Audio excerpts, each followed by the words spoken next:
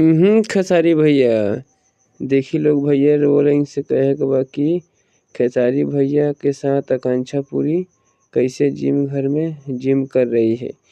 ये सब काम होता खेसारी भैया हो सकता अभिनेत्री के जलावे खातिर। ये सब ऐसा जिम हो रहा है आकांक्षा पूरी के साथ और खेसारी भैया है। देख रहे हैं लोग बॉलीवुड का अभिनेत्री इतना जल्दी खेसारी भैया के साथ घुल मिल गई है कि इतना अच्छा से जिम स्टाइल में जिम हो रहा है।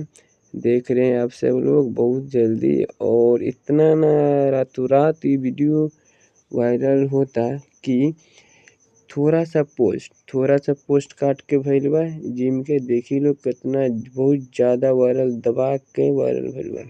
ई सब power trending star Khesari Lal Yadav के भोजपुरिया पावर भैया।